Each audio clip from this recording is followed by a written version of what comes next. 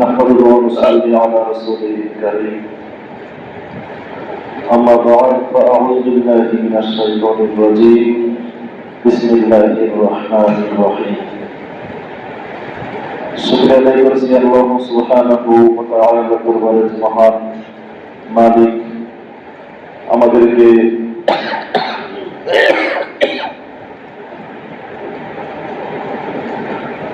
পবিত্র জুমার দিন রমজান মাসের শেষ জুমা অসাবসর তৌফিক দান করেছেন যে মহান আল্লাহ।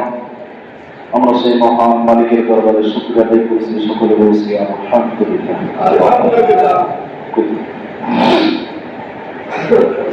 দরুদ সালাম প্রেরণ করছি হাবিবের শানে, সকলে মহব্বতের সাথে বলছি সাল্লাল্লাহু আলাইহি ওয়াসাল্লাম। আল্লাহ তাআলার কাছে বারাহাত চাই, আল্লাহ সমস্ত বিপদ আপদ বালা মুসিবত থেকে আমাদেরকে তুমি হেফাজত করো।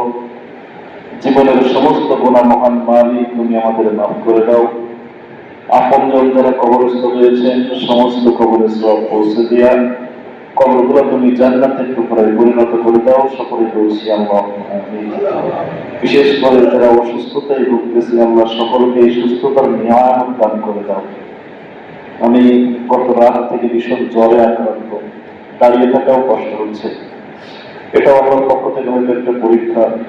আল্লাহ তাআলা যেন আমাদের সকলকে সুস্থতার এই নিয়ামতটা দান করেন। আরো একবার বলছি আমি প্রিয় হাজিরিন, খুব সংক্ষিপ্ত সময় অল্প কিছু কথা আজকে আমরা শুনবো ইনশাআল্লাহ। সেটা হচ্ছে পবিত্র রমজান মুবারকের মাস সম্পর্কে আমরা অগণিত হাদিস, অগণিত কোরআন এর আয়াত থেকে চমৎকার চমৎকার কিছু আলোচনা শুনেছি। পুরোপুরি রমজান মাসটা মিলে জুমার দিন সহ এশার নামাজ, তারাবির নামাজ, ফজরের নামাজ পর বিভিন্ন নামাজের পর আমরা বিভিন্ন আলোচনাগুলো শুনেছি। পবিত্র রমজান মাস আমাদের থেকে বিদায় হয়ে চলে যাচ্ছে। আল্লাহর কাছে প্রথমত ইস্তেগফার করা, মাফ চাওয়া, আল্লাহ যেন আমাদেরকে মাফ করে দেন বলি আমিন। রাসূল সাল্লাল্লাহু আলাইহি ওয়াসাল্লাম যেহেতু বলেছেন রমজান মাস চলে গেল কিন্তু কেউ গুনাহ নিয়ে থাকলো, মাফ পেল না, ও ধ্বংস, ও কপাল পোড়া হয়ে যাবে। এই জন্য আজকের দিনটাও যেহেতু রমজান মুবারকের মাসের অন্তর্ভুক্ত, এই জন্য আমরা আজকেও রবের কাছে মাফ চাইব। আল্লাহ তাআলা যেন আমাদের সকলকেই মাফ করেন। আরেকবার বলছি আমিন। রব বলেছিলেন ইয়া আইয়ুহাল্লাযীনা আমানু কুতিবা আলাইকুমুস সিয়াম কামা কুতিবা আলাল লাযীনা মিন ক্বাবলিকুম লাআল্লাকুম তাত্তাকুন। রোজা আমাদের উপর ফরজ করা হয়েছে, যেমন পূর্ববর্তীদের উপর ফরজ করা হয়েছিল। কেন? যেন আমরা মুত্তাকি হতে পারি, আল্লাহ ভীরু অর্জন করতে পারি, আল্লাহকে ভয় করা শিখতে পারি, আল্লাহর ভয় যেন আমরা অর্জন করতে পারি। এই জন্য মূলত রোজাটা এসেছে জীবনের সমস্ত গুনাহ মাফ করানোর জন্য। এই জন্য রমজানের প্রথম শিক্ষা আল্লাহর ভয় অর্জন করা। রমজানের প্রথম শিক্ষাটা কি? সবাই বলেন, আল্লাহর ভয় অর্জন করা। আল্লাহর ভয়টা কেমন? আপনি মাঠে একা একা কাজ করতেছেন, বা অফিসের রুমের ভিতরে একা একা আছেন, বা বাড়িতে একা একা রয়েছে। কখনো চুরি করে যদি আপনি কিছু খান পবিত্র রমজান মাসে, আপনার কি রোজা হবে? মানুষকে খায় এইভাবে, এভাবে খায় না। রোজা থাকলে আমাদের পথে কোনো বুঝবান মানুষ এই কাজটা করে না। কেউ নাই, খাই না, তার ভয়ে। এর ভিতরে কেউ নাই, দিনের বেলায় কেউ খাদ্য গ্রহণ করতেছে না, এই ভয়টা কার? কেউ না দেখলে কে দেখবে? সবাই বলেন কে দেখবে? জি, এটাই আল্লাহর ভয়। আল্লাহর ভয়টা এটা যে আপনি রমজান মাসে রোজা রেখে কেউ না দেখবে, আল্লাহ তাআলা দেখবেন, এই ভয়ে যেমন আপনি খাবার গ্রহণ করেন না, ঠিক তেমনি ভাবে রমজানের বাইরে তাকওয়া যদি আপনি অর্জন করতে পারেন, আল্লাহর ভয় যদি আপনি অর্জন করতে পারেন, তাহলে আল্লাহর ভয়ে আপনি সুদ খাবেন না, ঘুষ খাবেন না, জিনাদা বিচার, অন্যায় অত্যাচার, খুন, রাহাজানি, হানাহানি, চিটারি বাটপারি, দালালি, খারাপ যত যা কিছু আছে না কেন, এই সবগুলো করবো না। কার ভয়ে? কারণ আমার এই গুনাহের কাজটা যদি কেউ না দেখে, একজন দেখেন, তিনি কে? যে এটাই আল্লাহর ভয়, এটাই তাকওয়া অর্জন করা। উমাইয়া ইবনে কাব রাদিয়াল্লাহু তাআলা আনহু হযরত ওমর রাদিয়াল্লাহু আনহুকে প্রশ্ন করেছিলেন, ওমর রাদিয়াল্লাহু আনহু ইবনে কাব রাদিয়াল্লাহু আনহুকে প্রশ্ন করেছিলেন তাকওয়া কি। তিনি চমৎকার জবাব দিয়েছিলেন যে তাকওয়া হচ্ছে এমন একটা রাস্তা যেখানে কাঁটা রয়েছে, পাথর রয়েছে, কাদাপানি রয়েছে বা খারাপ কিছু রয়েছে, কাঁটাযুক্ত রাস্তা। ও ওমর, ওই কাঁটাওয়ালা রাস্তায় তুমি কি সজাগ হয়ে চলবে নাকি চোখ বুঝে চলবে? এখন আপনাদের কাছে প্রশ্ন, আপনারা বলে বলে কি, যে রাস্তায় কাঁটা আছে আমি জানি, গাছ বিছানো আছে, কাঁটা ছিটানো আছে, আমি হেঁটে গেলে আমরা পায়ে ফুটতে পারি, ওই রাস্তা থেকে আমি চোখ বুঝে হাঁটবো নাকি দেখে দেখে হাঁটবো? দেখে দেখে হাঁটবো। ওমর রাদিয়াল্লাহু আনহু একই কথা বললেন, অবশ্যই ওই রাস্তা দিয়ে আমি যাব দেখে দেখে, জেনে শুনে, জায়গা মতো পা ফেলে তারপরে ওই রাস্তাটা অতিক্রম করবো। এটাই তাকওয়া। এটাই তাকওয়া মানে দুনিয়ার এই রাস্তাটাই আমার আপনার জীবন জিন্দগিতে অসম্ভব কাঁটাযুক্ত রাস্তা রয়েছে। এটা সুদের কাঁটা বলতে পারে, ঘুষের কাঁটা বলতে পারে, লোভের কাঁটা বলতে পারে, হারাম উপার্জনের কাঁটা বলতে পারে, জিনাদের বিচার, অন্যায় অত্যাচার, খারাপ যতগুলো আছে সবগুলো শয়তানের বিচারও কাঁটা। এই কাঁটা থেকে বেঁচে থাকা, দেখে শুনে চলাচল করা, নিজেকে বাঁচিয়ে রাখার নামই তাকওয়া। এক সম্ভবত আমি আগে আপনাদেরকে বলেছি, ধরুন যদি আজকে আমাকে কেউ বলে যে আগামীকাল একটা দিন 24টা ঘন্টা আপনি একজন হুজুর মানুষ, ইমাম মানুষ, কিভাবে চলাচল করেন পুরো 24 ঘন্টা এটা ভিডিও করা হবে। আপনি কিভাবে বাথরুমে যান, ডান পা দেন নাকি বাম পা দেন, আপনি ঘুমান কিভাবে, ডান কাত হয়ে নাকি বাম কাত হয়ে, আপনি ঘুমান কিভাবে, ডান কাত হয়ে নাকি বাম কাত হয়ে, আপনি খাবার খান কিভাবে, দোয়া করে খান নাকি দোয়া না করে খান, আপনি হাতের উপরে কাপড় পরেন কিনা, ইত্যাদি। এটা আমরা একটা 24 ঘন্টা বা 48 ঘন্টা একটা ভিডিও তৈরি করব। বলেন তো, যদি কোনো অফিসের কোনো বসকেও এই কথা বলে, সে কি ওই ভিডিও দেখে দেখে নিজেকে সবচেয়ে সুন্দরভাবে প্রেজেন্ট করবে, সবচেয়ে সুন্দরভাবে সে চলাচল করবে না? আমার ক্ষেত্রে যদি হয়, আমি যেহেতু ইমাম মানুষ, বাথরুমে ঢোকার আগে বাম পা দিচ্ছি কিনা, ও ভিডিও হচ্ছে, এটা তো আমার দেখা লাগবে না। তো জাতি আমাকে কি বলবে, ইমামই মানে না, খাবার সময় আমি দোয়া করছি কিনা। এক কথাই, এই ভিডিও থেকে বাঁচার জন্য মানুষ যেন আমার চরিত্র খারাপ কিছু দেখে না ফেলে, এই জন্য যত রকম ভালো কাজ করার ওই 24 ঘন্টার ভিতরে আমি করবো, যেন জাতি ভালো কাজগুলো দেখে। কোনো খারাপ কাজের দিকে আমি নিজেকে নিয়ে যাব না, তাহলে জাতি আমাকে খারাপ বলবে। ঠিক তেমনি ভাবে তাকওয়া হচ্ছে এটা, যে আপনার কাছে দায়িত্বরত ফেরেশতারা ভিডিও করতেছে,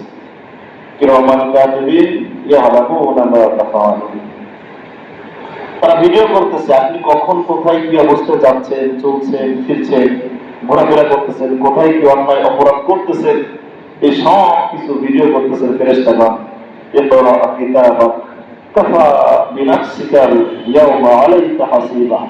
কিয়ামতের মাঠে এটাকে আপনার সামনেই তুলে ধরা হবে যে আপনি গোপনে গোপনেও কি অন্যায় করেছেন, কি ভালো ভালো কাজ করেছেন, সবকিছু সেদিন সেখানে তুলে ধরা হবে।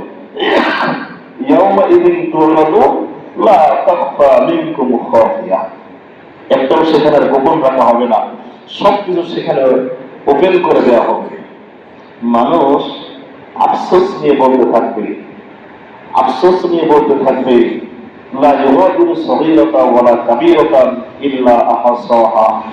ছোট বড়, সগীরা হোক কবিরা হোক, যা কিছু করেছি না কেন দুনিয়ার ভিতরে, একটাও আমার আজকে আমলনামার ভিতরে তো বাদ যায় না, সব কিছু উঠে গেছে। সবকিছু এখানে লিপিবদ্ধ করা হয়েছে, ভিডিও হয়েছে, অডিও হয়েছে, লিখিত করা হয়েছে।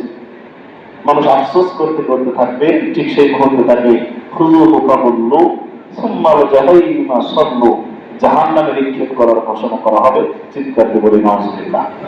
এই জন্য আল্লাহ ভীতি অর্জন করাটা হচ্ছে মূলত আল্লাহর ভয়ে সমস্ত খারাপকে ছেড়ে দিয়ে সমস্ত ভালোকে আঁকড়িয়ে ধরাটাই হচ্ছে আল্লাহ ভীতি অর্জন করা, আল্লাহর ভয় অর্জন করা। দায়িত্ব পালনের ক্ষেত্রে, চাকরি বাকরির ক্ষেত্রে, চাষাবাদের ক্ষেত্রে, প্রত্যেকটা জায়গায় আল্লাহ তাআলা যেন আল্লাহর এই ভয় নিয়ে দুনিয়াতে আমরা চলতে পারি, তাকে অবলম্বন করে চলতে পারি। মহান মালিক আমাদেরকে সেই তৌফিক দান করুন, জোরে বলছি আমিন। আরেকটি শিক্ষা হচ্ছে, রমজান মাসে রোজা রাখার কারণে এখন কিন্তু সকলেই একটু কম বেশি খিদা লাগছে। বিকাল 3টা 4টা বা আসরের সময় আর একটু বেশি খিদা লাগে। আমরা যদিও ফজরের সময় সাহারি খাই, তারপরেও দুপুর পরে একটা সময় একটু ক্ষুধার্ত অবস্থায় থাকে, মনে হয় যে অনেক ক্ষুধা লাগছে, আজকে অনেক পানি খাবো, অনেক খাবার খাবো, যদিও খুব সামান্য খেয়ে তৃপ্তি চলে আসে। কারণ রোজাদারের জন্য এটা একটা আনন্দের সময়, যে ইফতারি যখন করবে এটা রোজাদারের জন্য আলাদা একটা আনন্দের। এজন্য রমজানের রোজা আপনাকে শিক্ষা দেয় যে আপনি রোজা থাকার পর দিনের বেলায় ক্ষুধা লাগলে যেমন আপনার একটা কষ্ট অনুভব হয়, শুধুমাত্র দুপুরে খাবার খাচ্ছেন না, এই কারণে আপনার বাড়ির আশেপাশে বা পাড়া মহল্লায় বা গ্রামে এমন কোন ব্যক্তি আছে কিনা এটা মনে মনে ক্যালকুলেশন করা রমজানের পরে, যে আসলে লোকটার তো স্বামী নাই, মেয়েটার তো স্বামী নাই, তার সন্তানাদি কাজ করে টাকা উপার্জন করার মধ্যে এখনো সেই বয়সে পৌঁছায়নি, বা তার স্বামী বা পরিবার উপার্জনকারী কোনো ব্যক্তি থাকলে সে এখনো অসুস্থ হয়ে পড়ে আছে, যে কোনো ভাবে তার সংসারে উপার্জন করার মতো কোনো লোক নাই। এমন একটা অবস্থায় তাদের কাছে খাবার পৌঁছে দেওয়া, এটাও রমজানের রোজা আমাদেরকে একটা শিক্ষা দেয় যে ক্ষুধার্ত অবস্থায় কি কষ্ট। এক বেলা না খাইলে রোজা রেখে যেমন বোঝা যায়, যার বাড়িতে খাবার হয় সে 1 দিন 2 দিন 3 দিন খাবার পাচ্ছে না, তার বাড়িতে খাবার পৌঁছে দেওয়াটাও আমাদের জন্য রমজানের একটা বড় শিক্ষা। শুধু তাই নয়, জিজ্ঞাসা করা হবে قالوا لم نكن من المصلين ولم نكن نطعم المسكين মা সালাকাকুম ফি সাকার ক্বালু লাম নাকু মিনাল মুসাল্লিন। সাকার নামক জাহান্নামে যখন মানুষ চলে যাবে তখন তাদেরকে জিজ্ঞাসা করা হবে, তুমি কেন জাহান্নামে আসছো? তোমাকে তো দেখতাম রমজান মাসে রোজা করতে, তোমার তো টাকা পয়সা ছিল, হজ করতে দেখতাম, তোমাকে সবাই হাজির করে রাখতো, তুমি দানশীল ছিলে, দান করতে, সবাই তোমাকে খুব ভালো বলতো, তুমি আজকে এই সাকার নামক জাহান্নামে কেন আসছো? তাকে প্রশ্ন করা হবে। সে 1 নম্বর জবাব দেবে মাঝে মাঝে নামাজ পড়েছি, মাঝে মাঝে নামাজ পড়িনি, এক, অথবা আমি নামাজই পড়িনি। এইবার নামাজি ওনাদেরকে যারা জাহান্নামে চলে যাবে সাকার নামক জাহান্নামে, তাদেরকে প্রশ্ন করা হবে, তুমি তো নামাজ পড়তে, তারপরে তুমি আজকে এই জাহান্নামে কেন, সাকার নামক জাহান্নামে কেন? ও তখন জবাব দেবে ওয়ালাম নাকু নুতঈমুল মিসকিন, আমি রোজা রাখতাম, নামাজ পড়তাম, সবকিছুই করতাম, কিন্তু আমার বাড়ির পাশে এই ক্ষুধার্ত অবস্থায় না খেয়ে চিল্লাচিল্লি করতো, ছটফট করতো, আমি কোনোদিন খোঁজ রাখি নাই, কোনোদিন দেখভাল করি নাই, কোনোদিন তাকে নিয়ে কোনো চিন্তা চেতনা করি নাই, জনসমাগম হিসেবে একত্রিত হয়ে বসে তার জন্য কিছু করা যায় কিনা এই চিন্তা চেতনা আমাদের মাথায় কখনো আসে নাই, বা আমরা আসলেও সেটা করিনি, নিজে খাইছি, চলছি, ফিরছি, আমল করছি, এই জন্য আজকে আমাকে এই সাফার নামক জাহান্নামে নিক্ষেপ করা হয়েছে। তাহলে রমজান আমাদেরকে শিক্ষা দেয় ক্ষুধার্ত ব্যক্তিকে, যে ব্যক্তি অসহায় গরিব এমন ব্যক্তিদেরকে ব্যক্তিদেরকে খাদ্য পৌঁছানো। যদিও এবছর আমরা দেখছি মাননীয় প্রধানমন্ত্রী জনাব তারেক রহমানের পক্ষ থেকে খাবারের ব্যবস্থা এবং ঈদ উপহার, শাড়ি এবং কিছু টাকা পয়সারও দেওয়া হয়েছে। আমরা চাই এটা আগামীতে আরো বৃদ্ধি করা হবে ইনশাআল্লাহ। ভালো কাজে আমাদের সকলের সহযোগিতা, দল মত নির্বিশেষে দোয়া, ভালোবাসা আছে না নাই? যারা বলেন আছে না? এটা চমৎকার একটা উদ্যোগ, এই যে গরিব দুঃখী অসহায় মানুষকে খাদ্য খাবার পৌঁছে দেয়। তবে যারা দায়িত্বে রয়েছে, আমরা আশা করবো দায়িত্বশীলরা যথাযথভাবে দায়িত্ব নিয়ে, এবং দোয়া করবো যেন অরিজিনালি যারা গরিব অসহায় মিসকিন, যাদের পোশাক কেনার সামর্থ্য নয়, তারাই যেন শাড়িটা পায় বা পোশাক পায়, যাদের টাকা পয়সা নেয় সরকারি তহবিল থেকে যেহেতু দেওয়া হচ্ছে, যারা প্রাপ্য অধিকার রাখে এটা যেন তারাই পায়। দেখলাম যে 2 তলা বাড়ি এমন লোক নাকি শাড়ি দিচ্ছে, এটা খুব দুঃখজনক, নির্লজ্জ, এই ভাষাগুলো এখন আমি ব্যবহার করতে চাই না, কিন্তু চলে আসে, নির্লজ্জ বেহায়া কিছু লোক থাকে সমাজে। দেখুন ওর বাড়িতে সবকিছু আছে, তারপরে সরকারের ওই কিছু টাকা 1000 2000 টাকা না নিলে ওর ঘুম হয় না, এ কথা ঠিক না? ওই ব্যক্তিদেরকে কি করা হবে?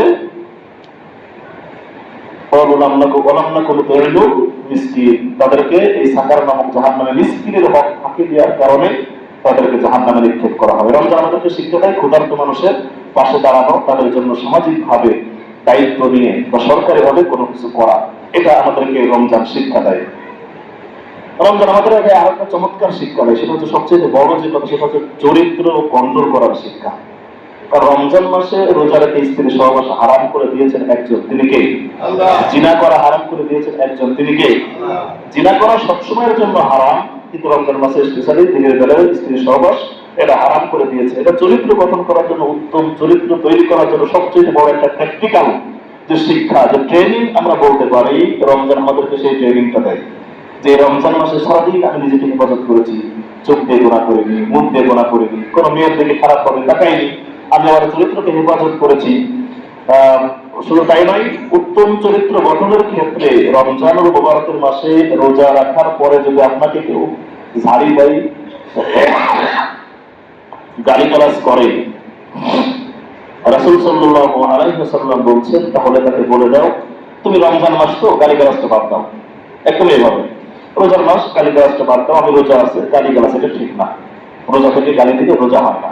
রমজান মাসের শিক্ষাটা কিন্তু আমাকে আপনাকে দিচ্ছে যে অনেকের মুখে এত পরিমাণ গালি, যে এই ট্রেনিংটা নাও একটি মাস, তুমি না শুনছো, তুমি না জানছো, তুমি না হাদিস থেকে বুঝতে পারছো যে গালিগালাজ করা যাবে না, তাহলে রমজান মাস এসে আপনাকে নিষেধ করে গালিগালাজ করা যাবে না।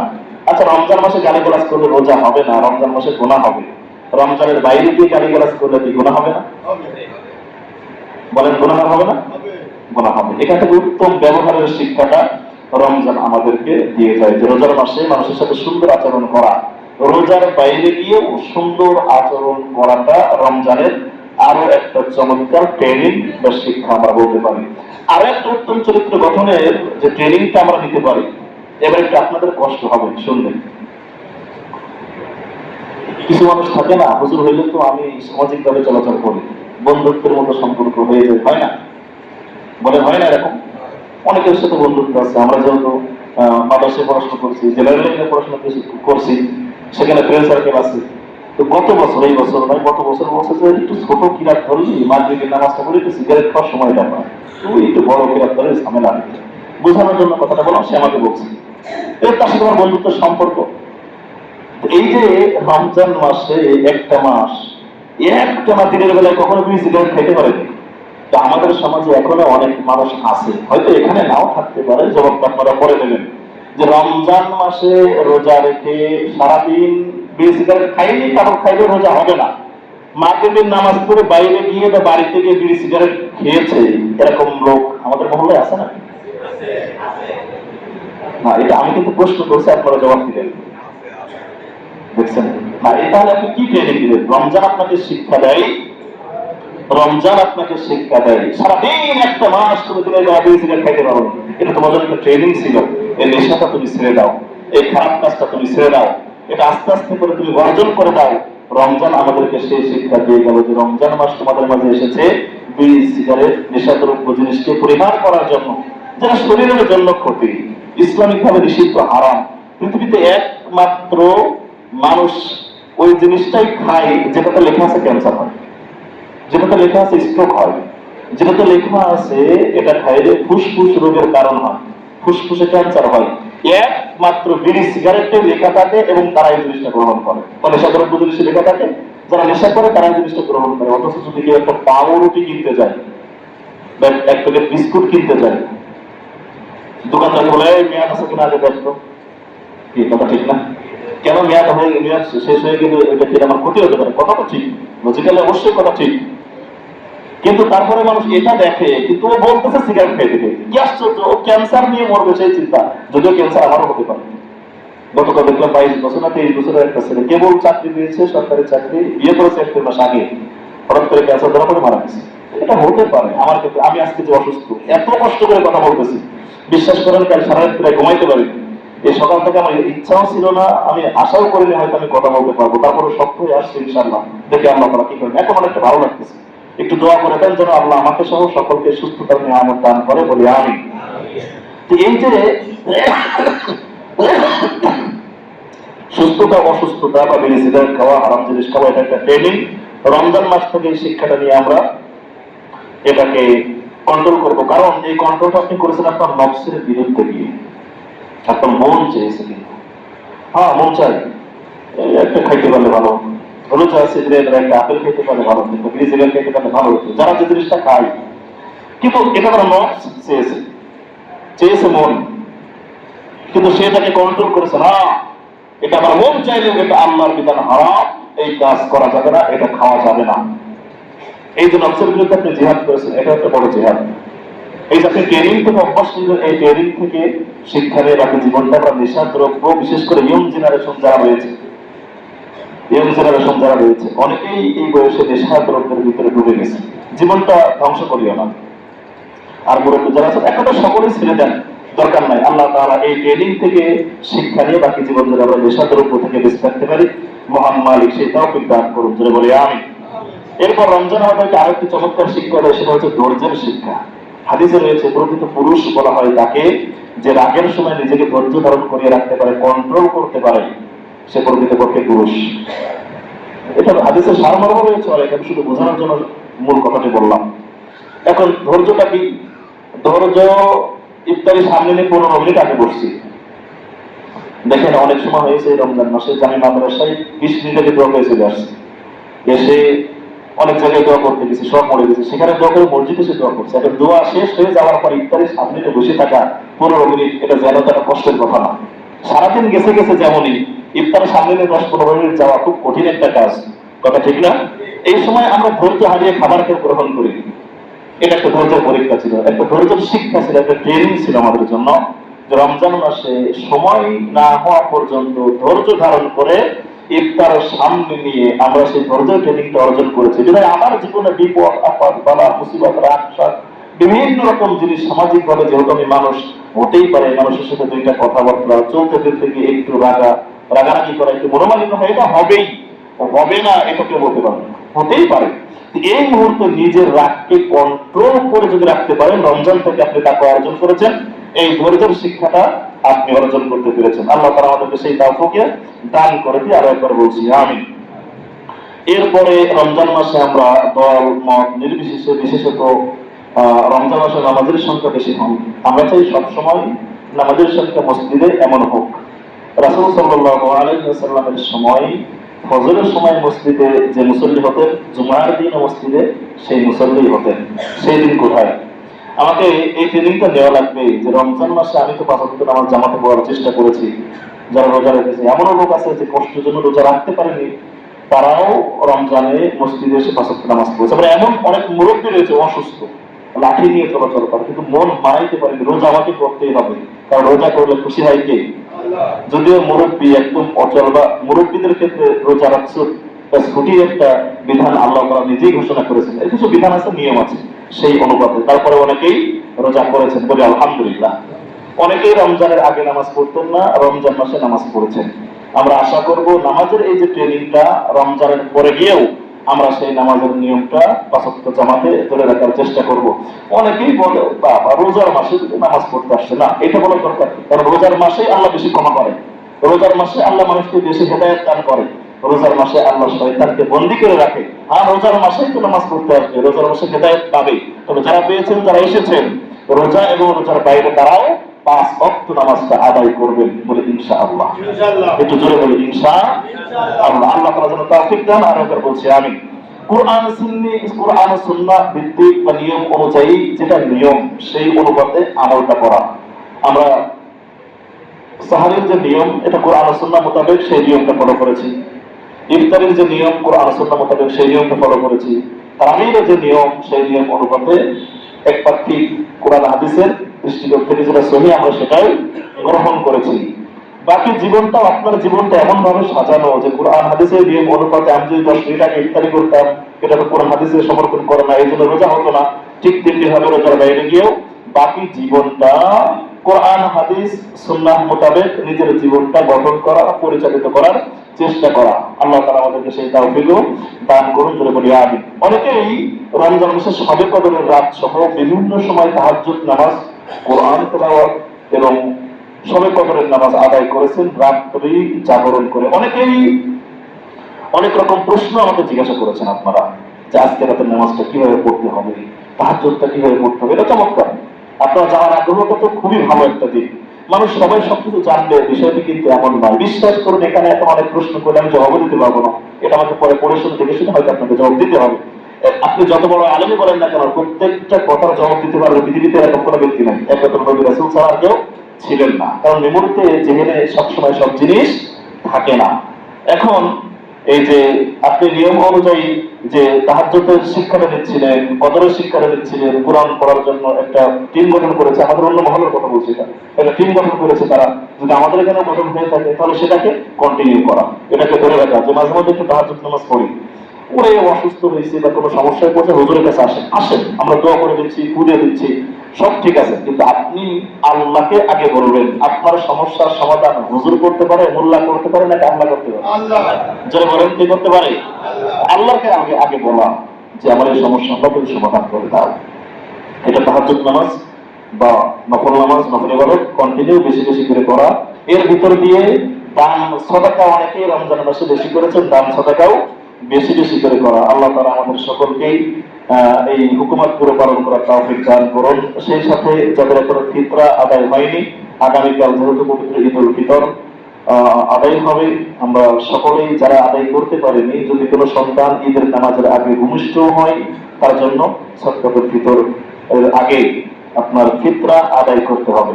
এরপর রমজান মাসের পরে একটি হাদিস রয়েছে, রমজান মাসের পরে রাসূল সাল্লাল্লাহু আলাইহি ওয়াসাল্লাম বলেছেন, মুসলিম শরীফের হাদিস, রমজান মাসের পরে যে শাওয়াল মাস আগামীকাল বা আজকে সন্ধ্যা থেকে শুরু হবে, এই শাওয়াল মাসে 6টি রোজা রয়েছে।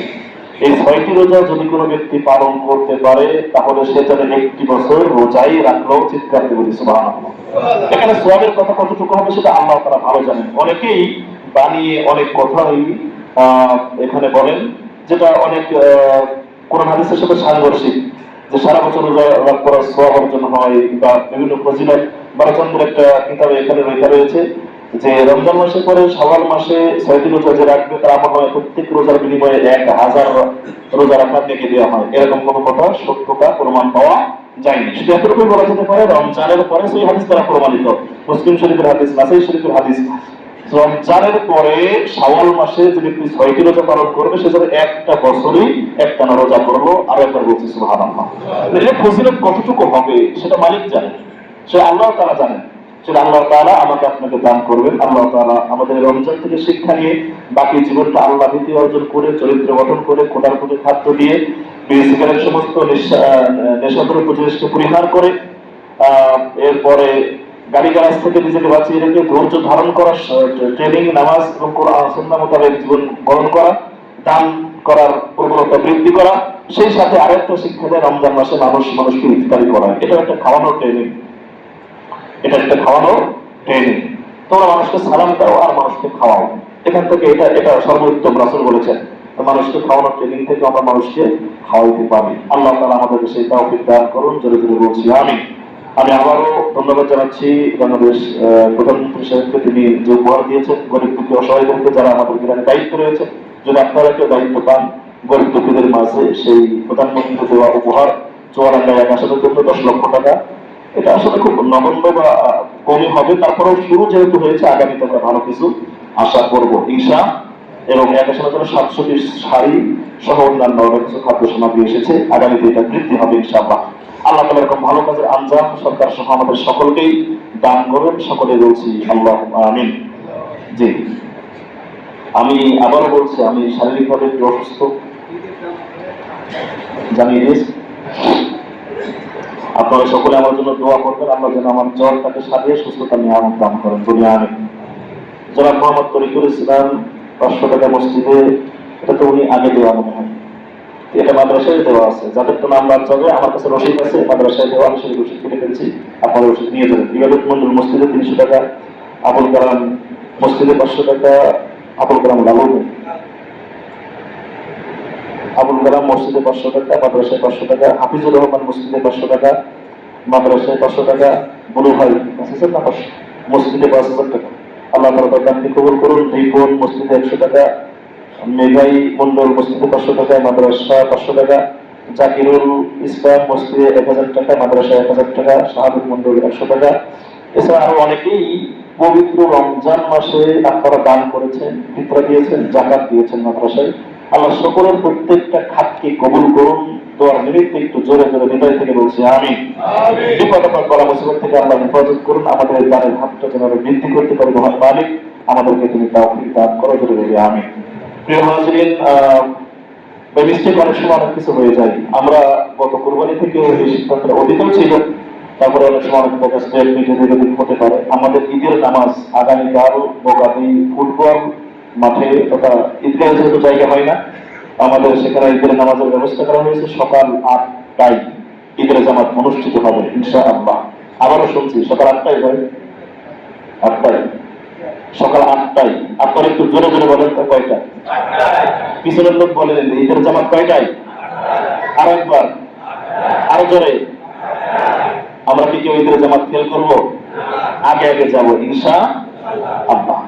পরিবারের কারোর সাথে রাগারাগি করবেন না, কাঁধে কাঁধ মিলিয়ে যাবেন, রাগ ভুলে যাবেন। নিজের যতটুকু শিক্ষা দিলেন, বাপ মায়ের সাথে ভালো আচরণ করে যাবেন, ভাই ভাইয়ের কাঁধে হাত দিয়ে কাঁদতে কাঁদতে চলে যাবেন।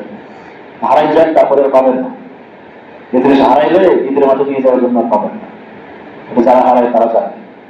আল্লাহ তাআলা আমাদের সমস্ত রাগ ক্রোধকে ভুলে গিয়ে ঈদের মাঠে বাপ্পার সাথে সদাচরণ, সুন্দর আচরণ, ভাই ভাই মিল মহব্বত ভালোবাসার সাথে করে নিয়ে আমরা যেন সকলে ঈদগাহ মাঠে যেতে পারি, ঈদের নামাজ আদায় করতে পারি, সেটা অবশ্যই দান করে বলছি আমি। কথা একটু না বললে না, সেটা হচ্ছে ঈদের দিন হাদিসে রয়েছে ফজরের সময় আগে আগে ওঠা, এটা সুন্নাত। বুখারী শরীফের হাদিস। অনেকে ঈদের দিন ফজরের নামাজই পড়ে না, অনেক আছে, মানে কে আছেন আমি তো এটা বলছি না, আবার এখানে নাও থাকতে পারে, কিন্তু অনেক জায়গায় রয়েছেন ঈদের দিন ফজরের নামাজই পড়ে না। ঘুম থেকে উঠে বিরাজ করে এমন ভাবে গোসল করে, সাবান শ্যাম্পু স্প্রে সুন্দর পোশাক আশাক করে ঈদগাহ মাঠে সাজতে সাজতে সুন্দর করতে করতে যায়। ওর কাছে মনে হয় ফজরের নামাজ দরকারই ছিল না, ঈদের নামাজটা আমার সব।